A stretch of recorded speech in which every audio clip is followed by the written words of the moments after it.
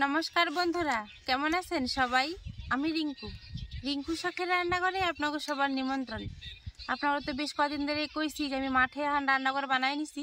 মাঠে এখন প্রচুর কাজের চাপ, আলু কুড়ানো চলতেছে, এবার বাদাম লাগামু। তো এত আলু যখন কুড়ালাম একদিনে কিন্তু আলুর দাম আমি অন্তরি রাঁধতে সারতে পারলাম না। তো আজকে খানিকটা আলু নিয়ে আসি। আজকে একদম খুব সহজ পদ্ধতিতে, গ্রামীণ পদ্ধতিতে মানে। নমস্কার বন্ধুরা কেমন আছেন সবাই। আমি রিঙ্কু শখের রান্নাঘরে আপনাকে সবার নিমন্ত্রণ। অনেকদিন তো মাছ খাওয়া হইলো, আর ডেলি এখন নদীতে রান্না করা ধরছি, যেহেতু নদীর মাঠে এখন কাজ চালা ধরছে, আলু উঠানো হইলো, এবার বাদাম লাগানো হইব। তাই এত কাজের ফাঁকে মাছ মাংস সবই খাওয়া হয়, খালি আলুটাই দিকে রাঁধতে সারতে পারি না। তো এই সিজনে কিন্তু আমাকে আলুর দম একদিন আমি রাঁধি নি কেন। তাই আলু পুরোপুরি একদম গাদা ডাইকে প্যাকিং করে দেওয়ার আগে আজকে কটা আলু নিয়ে আসি। আজকে একটু বড় সাইজের আলু নিচ্ছি, আলু দিয়ে রাঁধব আজকে আমি আলুর দম। আপনারা চাইলে কিন্তু ছোটো ছোটো যে আলু হয় একদম ছোটো সাইজের, সেটা দিয়েও করতে পারেন, সেটাও কিন্তু খাইতে ভালো লাগে। কিন্তু বড় আলুর দমও কিন্তু খাইতে আলাদা রকমই স্বাদ। তাই গ্রাম্য পদ্ধতিতে সহজভাবে আজকে আমি রাঁধব আলুর দম। তার আলু নিয়ে আসি, এবার চলেন পুরো ভিডিও দেখতেন, আশা করি আপনাকে খুবই ভালো লাগবে। সমস্ত আলুগুলো কাইটে আমি এমন ডুমো ডুমো করে নিছি। যেমন পছন্দ আপনাকে সেরকম মতো করে আলুটা ছোটো কিংবা বড় করতে পারেন। আমি কিন্তু এরকম মাঝারি সাইজের মতো ডুমো ডুমো করে নিছি। এবার উনান জ্বালায় কড়াই চাপাই দেবো। উনান জ্বালায় কড়াই চাপাই দিছি। এবার দুই রাখা আলুগুলো সিদ্ধ হওয়ার নিকে গরম জলের মধ্যে দিয়ে দেবো।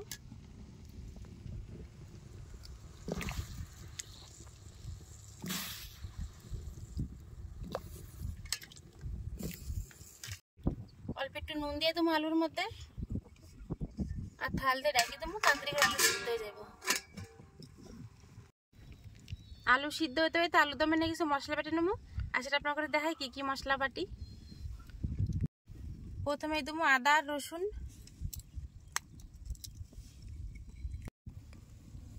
স্বাদ অনুযায়ী শুকনো লঙ্কা,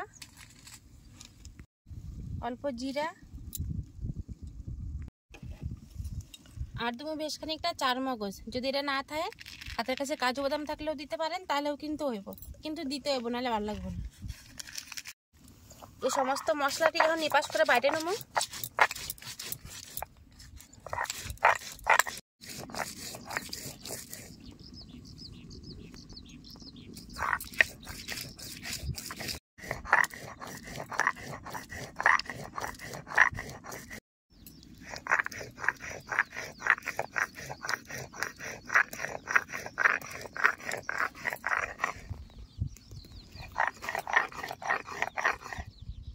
মশলা তো বাটা হয়ে গেল, ওইদিকে মানে আলুও সিদ্ধ হয়ে গেছে। বাটা মশলাটা উঠাই রেখে আলুটাও নামাই নেবো।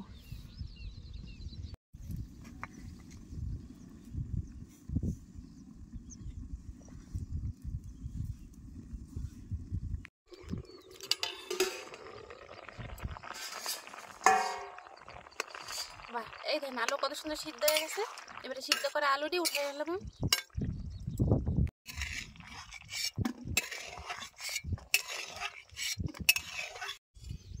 কড়াই পরিষ্কার করে আবার উনানে চাপাই দিছি। এবার তাপমাত্রা অনুযায়ী মশলা দেবো।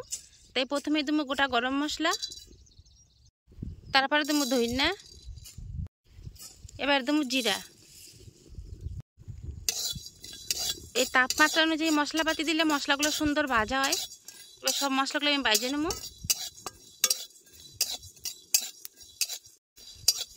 গরম মশলা জিরা ধইনা ভালো মতো ভাজা হয়ে গেছে। এবার ভাজা মশলা উঠায় নেবো।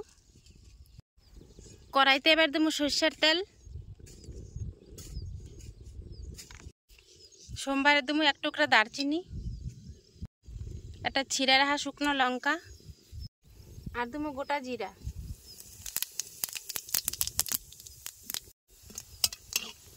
সোমবারটা দেন সুন্দর মতন কিন্তু ভাজা হয়ে গেছে। এবার দেবো কুচাই রাখা পেঁয়াজ,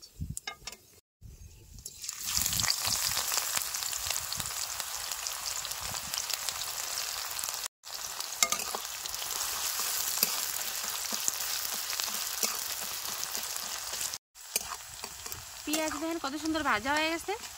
এই ভাজা পেঁয়াজের মধ্যে দিয়ে দেবো বাইটে রাখা মশলা। বাইটে রাখা মশলা দিয়ে দিলাম।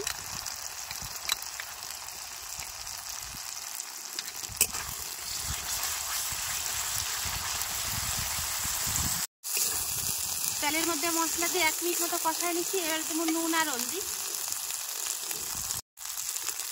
স্বাদ মতো নুন, পরিমাণ মতো হলুদ, সামান্য একটু জল দিয়ে মশলা ভালো করে কষায় নেব।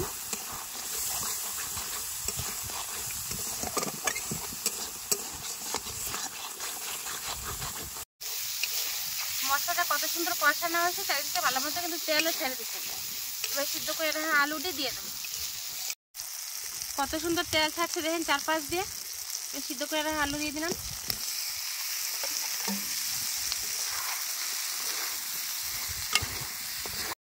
মশলার সাথে আলু ভালো মতো কষায় নেব। আলুর দমের কি সুন্দর রং হয়েছে দেখেন।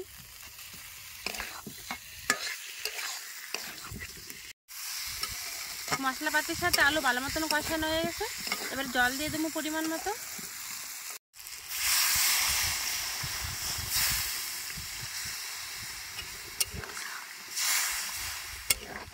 বেশ হয়ে গেছে, আর লাগবে না জল, এতেই কিন্তু হয়ে যাবে। আলুর দম ফুটতে ফুটতে ততক্ষণে ভাজা রাখা মশলাটা বাইরে নিবাস করে নেব।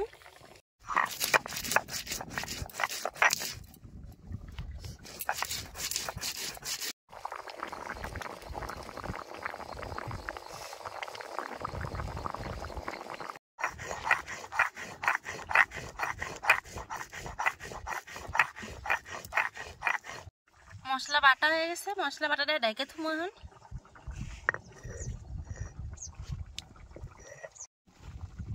এবার দেখি আলুর দমে জাল হলো নাকি। আলুর দম প্রায় হয়ে আসছে, অন্তরে হয় নাই, আর 2 মিনিট জাল হলে মনে হয় হয়ে যাবে।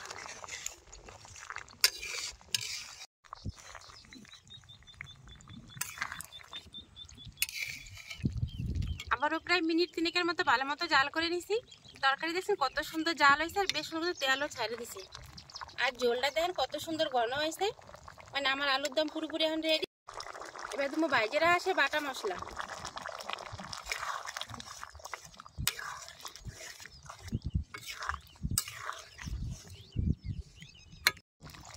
নুন চালের স্বাদ ঠিক রাখা নাকি উপর থেকে অল্প একটুখানি চিনি দিয়ে দিলাম।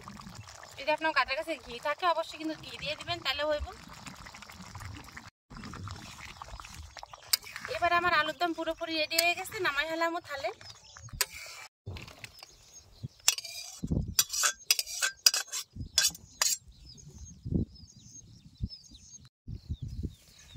শুধু ঘরে কয়েকটা আলু আর সামান্য কিছু মশলা থাকলে কিন্তু আপনারা সবাই অনায়াসে কিন্তু এত সুন্দর একটা আলুর দম বানাতে পারবেন। আর এই আলুর দম বানানো যেমন সহজ সেটা আপনাকে দেখাইয়া দিছি, তেমনই কিন্তু লোভনীয়। আজকে আমার এই আলুর দমটা দেখতে এত লোভনীয় হয়েছে, এত সুন্দর একটা সুগন্ধ উঠা ধরছে, যাচ্ছে কোনো ভাত বা রুটি না, আমি আজকে শুধু আলুর দমটা খাই দেখুন কেমন স্বাদ হয়েছে।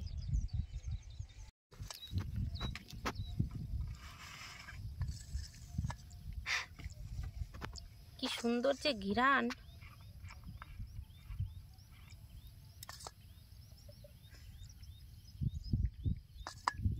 বেশ হয়ে গেছে, আমি এতটা পরিমাণে কিন্তু শুধু শুধু খামো।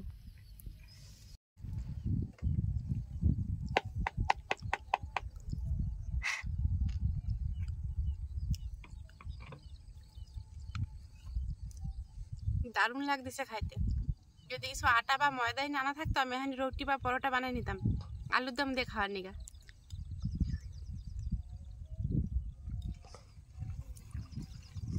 অসাধারণ। যদি আপনারা চান নিরামিষ করতে, তাহলে পেঁয়াজ রসুনটা বাদ দিয়ে কিন্তু নিরামিষও করতে পারেন, তাহলেও কিন্তু খাইতে খুবই ভালো হইব। দারুণ দারুণ।